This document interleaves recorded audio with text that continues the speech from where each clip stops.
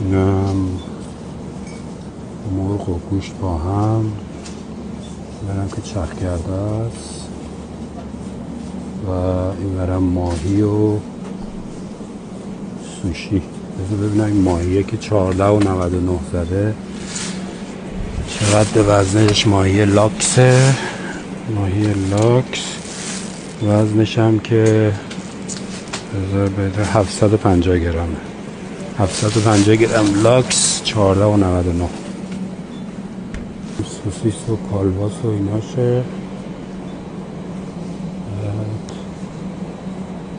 نوشیدنی